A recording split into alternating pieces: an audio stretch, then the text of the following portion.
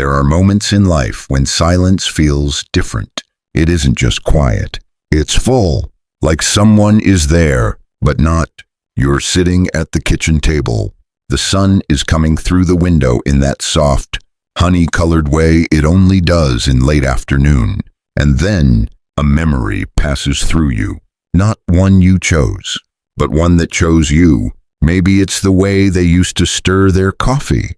Maybe it's the smell of their sweater tucked deep in a drawer, or the sound of a song that hasn't played in years. But suddenly, somehow, it finds you, and in that one quiet moment, you wonder, are they still with me? Do they know I still talk to them? Will we ever meet again? For many women, especially in the second half of life, these questions stop being abstract. They become part of your breath, your grief, your morning prayers. You've lost someone you loved more than words. A husband, a mother, a child, a friend who knew you better than anyone else ever could. And no matter how much time has passed, something inside you still waits, still aches, still whispers, "Where did you go? Can your soul still feel mine?" Edgar Cayce believed the answer is yes. He spoke of a world beyond the veil, not a place of forgetting, but of deep remembering. He said we come into this life in soul groups, that we meet again and again, not by chance, but by design. Love, he said, is the thread that survives death, and no true connection is ever truly broken.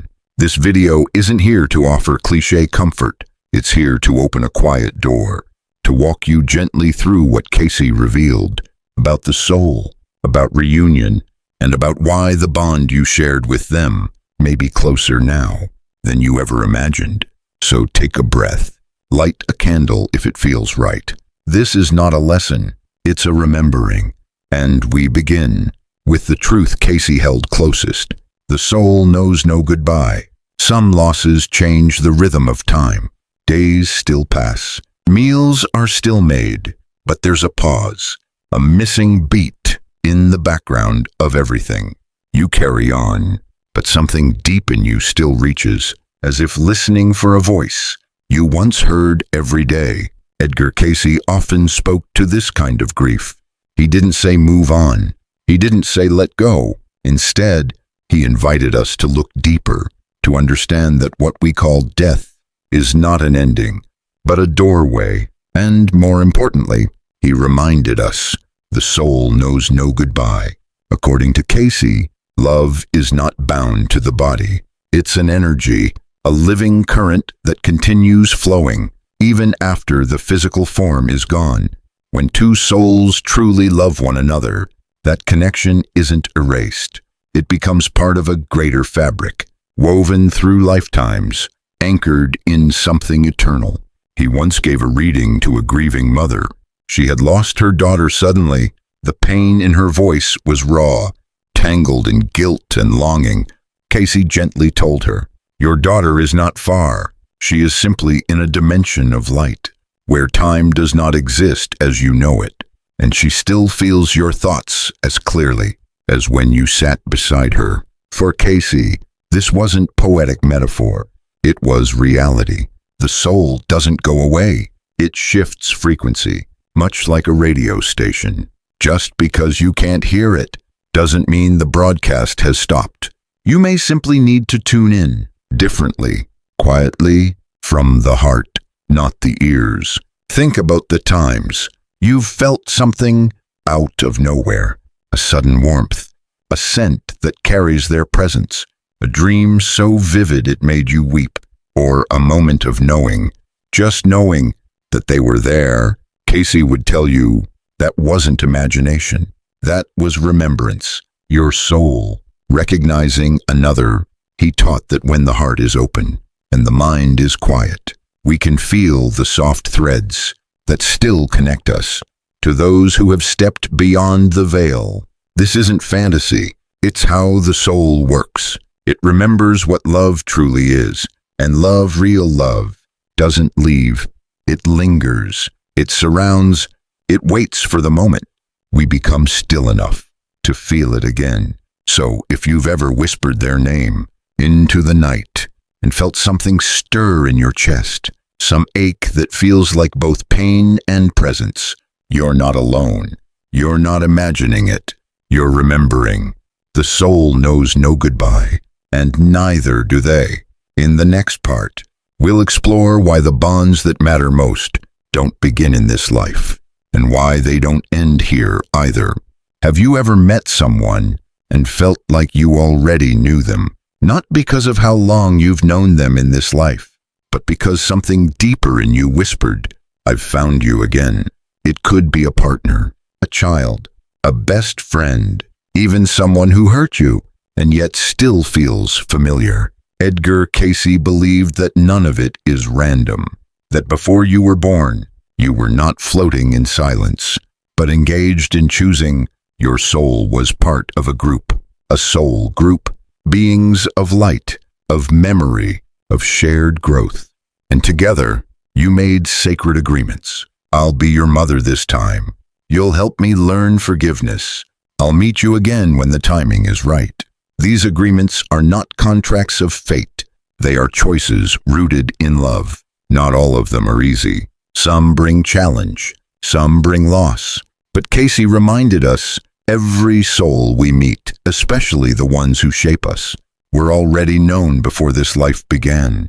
This is why, even in grief, we feel that aching sense of unfinished business, because often it isn't finished.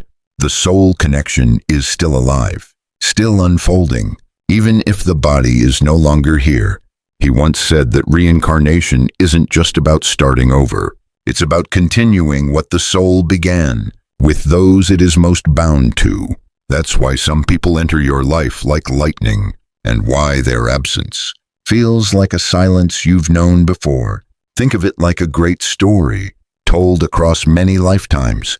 In one life, you may be mother and child. In another, husband and wife. In another, friends separated by oceans, but not by love. Each lifetime, you pick up a different chapter, but the characters remain. This knowing doesn't erase grief, but it changes the shape of it. It transforms it from a wall into a doorway. Because if you found each other before, you will again. And sometimes, the reunion doesn't wait for the next life. It comes through dreams, through sudden knowing, through signs that defy logic, but feel like home, a reflection if your heart is open. Who in your life has felt like someone you were always meant to know? And if they are gone now, can you soften into the possibility that they may not be far at all, that your next chapter might already be unfolding, not in the physical world, but in the quiet places your soul still visits? When you close your eyes, in the next part, we'll step even closer to that threshold, to the moments when they return to us, not in dreams or memory, but in subtle, sacred ways. There are nights when the air feels different, still, thick with presence. You're not afraid, but your breath slows, as if something or someone is near. Edgar Cayce believed that our loved ones never truly leave, not in the way we think. He described the soul's journey as a shift in vibration, not a disappearance. That once a soul moves beyond the body, it can return to visit, to comfort, to remind you, I am still with you. But they don't knock on the door. They don't speak in full sentences. They speak in symbols. They speak in energy. They speak in the language of the heart. And that's why not everyone notices. But if you slow down, if you soften, you might realize they've been visiting all along. What are the signs? Sometimes they're subtle, almost invisible to the mind, but unmistakable to the soul. A familiar scent, lingering for just a second, in a place it shouldn't be. A perfume, a pipe, fresh roses in the dead of winter, a flicker of light, a lamp that turns off and on without cause, not broken, just touched. Dreams that don't feel like dreams at all.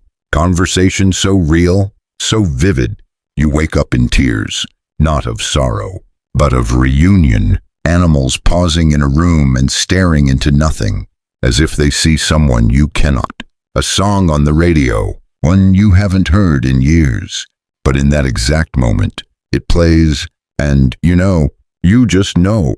Cayce once said, "The soul has access to every form of communication. If the heart is ready to receive, that means their presence may come as a warmth on your skin, a sudden memory that floods you, even though nothing triggered it, or a feeling deep, whole, quiet, that you are not alone. And if you're wondering, why would they visit me? The answer is simple. Because love continues. Because your grief calls to them like a soft prayer. Because the bond wasn't broken, only transformed. And because, even now, your life matters to them. There's a story Cayce once shared about a widow. Each night, she lit a candle and said goodnight to her husband. She never expected an answer. But one evening, she felt a hand light as air on her shoulder. She didn't turn. She didn't need to. She simply whispered, "I know it's you." And the room grew warm. For the first time in months, she slept without crying. These moments don't always come when we ask, but they do come in their own time, in their own way, when the soul is quiet enough to listen. So tonight, if the room grows still, if a feather falls without wind, if a song plays and you suddenly feel like crying, pause. Let yourself believe, even just for a moment, that maybe they're near, not to haunt, but to hold. In the next part, we'll explore a quieter kind of pain. Why sometimes, despite your love and longing, they feel distant, and what that silence may truly mean. There's a silence that aches more than sorrow. It's the silence that comes when someone you love has gone and never seems to return. No dreams, no signs, no flicker of light, no whisper in the dark, just emptiness. A question without an echo. You might wonder, was our love not strong enough? Did they move on and forget me? Or worse, what if I've done something wrong? But Edgar Cayce offered a softer truth. He said that silence from the other side does not mean absence. It may, in fact, mean the soul is still evolving, just beyond your reach. Cayce described the soul's journey after death as one of movement, not static presence. Just as we grow here on earth, so do they in their own realm of learning, reflection, and realignment. Some souls return quickly, offering comfort and signs. Others go deeper inward, into healing, into study, into preparation for what comes next. It's not that they don't love you. It's that their path, for now, requires stillness. Imagine it like this: a beloved friend entering a retreat. They don't write, not because they've forgotten you, but because the silence is part of their transformation. And sometimes, the very depth of their love for you requires distance to help you stand, heal, become, without leaning on their light too soon. Cayce also spoke of another possibility, that the receiver, the living soul, may not yet be tuned to the frequency where presence can be felt. Grief can be heavy, so can guilt and fear. These emotions, while human and real, can cloud the subtle ways a loved one reaches for you. It's not a punishment. It's not a failure. It's a process, like mist that eventually clears. Your heart may one day become still enough to feel what you could not feel before. And when that moment comes, the reunion may feel so natural, you'll wonder how you ever doubted they were near. So if you've waited and nothing has come, hold this in your heart. Their silence may be a form of love, a kind of soul patience that trusts you to keep walking until the path brings you back together in a way that's right. You have not been forgotten. You are not alone. And this pause is not forever. It is simply a sacred hush, a breath between chapters. In the next part, we'll step into the mystery of time itself and how what feels like forever to you may be just a moment, on the other side. There are days when the waiting feels endless. The years pass. The ache softens, but never truly leaves. And you wonder, when will I see them again? How long must I wait? But Edgar Cayce shared something quietly profound. He said that time in the spirit world does not flow as it does here. To us, a decade feels long. A lifetime feels like everything. But to a soul, time is not a straight line. It's more like a circle, a breath, a presence. Cayce described the afterlife as a realm where time becomes elastic, not meaningless, but different. He said that what feels like 20 years to you might feel like an afternoon to them.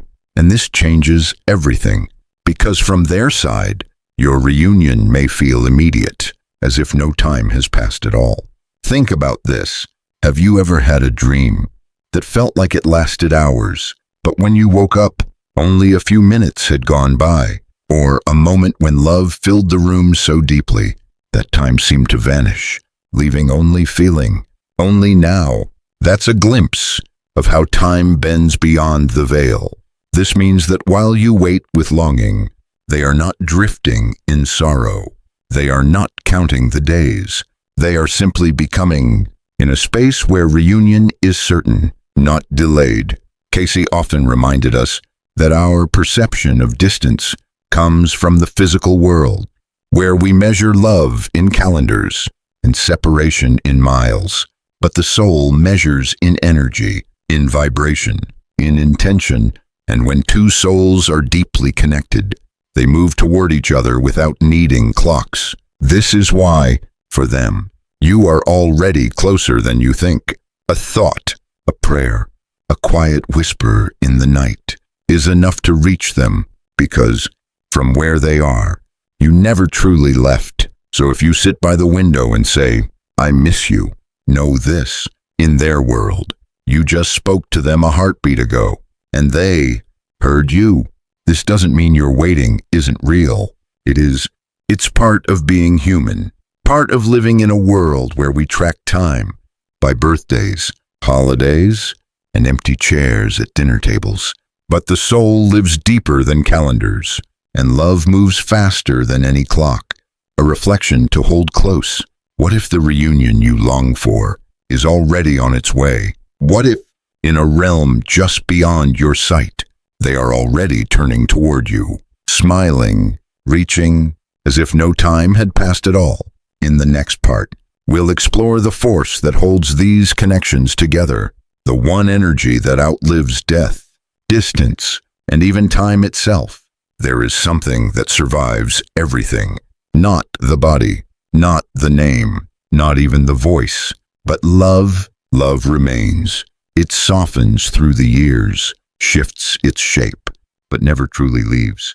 Edgar Cayce believed that love is not just an emotion. It is a force, a binding energy that flows between souls, connecting them beyond the boundaries of time, space, and even death. He once said, "Love is the law of God, and it is through love that souls are drawn together again and again." In other words, you and the one you miss are still linked, not by memory, but by living energy. Love moves in waves. It ripples out from your heart, like radio frequencies through the universe. Each time you think of them, each time you whisper their name in the quiet, your love travels, reaching their soul, wherever it now resides, and they feel it. Even if you don't feel them back, they feel you. Science, too, is beginning to catch up. Quantum entanglement tells us that two particles, once connected, remain linked even when separated by vast distances. Change one, and the other responds instantly. Cayce said that souls behave in much the same way. When two have truly loved, they are entangled in light, no matter how far apart, no matter which side of the veil they are on. So maybe the ache in your chest isn't just grief. Maybe it's the vibration of a connection still alive, still pulsing, still waiting to be fully felt. Sometimes we think love has ended because the conversation has stopped. because the voice no longer answers. But the deeper truth is this: love doesn't stop speaking. We just forget how to listen. Have you ever felt warmth in a moment of sorrow? A sudden calm when you were breaking inside? A smile that arrived, not from memory, but from presence? That's love, still doing its work. From another dimension, still showing up, without a body, but with just as much power. And when your time comes, when you too step beyond this world, it won't be confusion that greets you. It will be that same love, gathered, bright, waiting with open arms. Because love always finds its way back to love. A quiet reflection. If you're ready, can you speak to them now? Not out loud, but soul to soul. Say what was never said. Say what's always been true. And then, listen. You may be surprised how softly love answers. In the next part, we'll explore how reunion actually happens in the afterlife. What Cayce described as a return not of form, but of deep soul recognition. There is a question that lives in the quiet. What happens when we die? Not just to us, but to the ones we love, and perhaps more haunting than that. Will I see them again? Will they recognize me? Will we know each other without our bodies, without our names? Edgar Cayce answered this not with speculation, but with clarity, drawn from hundreds of readings given while in deep trance. He described layers of the afterlife, not as floating clouds or eternal stillness, but as realms of consciousness, each one shaped by vibration, purpose, and soul memory. According to Cayce, when a soul leaves the physical body, it enters the realm most aligned with its vibration, not as judgment, but as resonance. There are realms of rest, realms of learning, realms of healing, realms where souls review the lives they've lived, with a depth of compassion we can hardly imagine. And yes, there are realms of reunion. He described this moment beautifully. When a soul arrives and calls from the heart, those it has loved gather to meet it, not in flesh, but in essence, in radiant knowing. It's not like a crowded airport terminal. It's more like a vibration of joy, moving through light, where souls recognize each other, not by face, but by frequency. You won't need to speak their name. You won't need to explain who you are. They will know, and so will you, because love leaves a pattern in the soul, a tone, a color, a song. And when that song is heard again, reunion is instant, not because you remembered, but because you never really forgot. Some reunions, Cayce said, are brief, like a warm embrace before continuing on. Others are longer, souls choosing to study together, rest together, or even prepare for the next life together. Yes, the next life, because some soul connections are so deeply woven, they stretch across lifetimes, again and again. Think of your loved one now, their laughter, their way of holding your gaze, the love that stayed, even through illness, silence, or death. Now imagine meeting them, not in a hospital room, not in a cemetery, but in a field of light, where memory returns in waves, and all the pain dissolves into understanding. Cayce didn't promise streets of gold. He promised something more intimate, recognition, truth. A reunion not of bodies, but of souls that never truly parted. A gentle reflection. What if the one you miss has already seen your soul again, in dreams, in prayer, in a place just beyond your waking mind? And what if, when your time comes, there will be no fear, because the first face you feel is already waiting for you? In the next part, we'll return to the present, to what this means here and now, and how the reunion you long for can begin in the way you choose to live today. We often think of reunion as something that happens after we die, far away, later, someday. But Edgar Cayce believed something different, something softer, something more immediate. He said the reunion, the return to those we love, doesn't begin at death. It begins in the heart, Now, each time you remember them with love instead of sorrow, you're already meeting them. Each time you whisper their name, not in pain, but in gratitude, you've opened the door a little wider, because the veil between worlds is not as thick as we imagine. It thins with presence. It opens with love. Cayce taught that the soul is always listening, that when we hold an open heart, we create a channel, a gentle bridge through which love flows freely, both ways, not a ghostly haunting, but a sacred reunion, quiet, personal, alive. So how do we live with that kind of openness? Sometimes it's simple. You sit in your favorite chair and talk to them like they never left. You keep something of theirs, not out of grief, but out of reverence. You write them a letter. When you can't sleep, you tell them you're okay, even when your voice cracks, and you begin to smile when you feel them close, because deep down, you know they never truly went far. Cayce also encouraged acts of kindness done in their name. He said love expands across dimensions when it is given forward. So if you feel lost without them, do something they would have loved. Plant flowers in their favorite color. Cook the recipe they used to make. Hold someone else's hand the way they held yours. These are not empty rituals. They are reunions in motion, moments where spirit moves through you and becomes real again. And as you do this, as you begin to live not in mourning, but in meaning, you will find something unexpected. The longing softens, the silence changes shape, and your heart becomes a place where both of you still meet. Because you were never meant to carry their love like a weight. You were meant to carry it like a light, and every step you take with that light is a step closer to where they are, a quiet reflection. As we close, what if you stopped searching for them in the afterlife and started meeting them in the life? You are living now, not by waiting, but by loving, by remembering, by becoming the very presence they once were to you. Outro. You've walked far today, not across land, but through the landscape of the soul. You've touched grief, and beneath it, found love that still lives. You've remembered what Cayce knew, that the heart never loses what is real, and the soul always finds its way home. So if this journey opened something in you, if you felt a presence while listening, or simply remembered love in a truer way, leave one quiet letter below.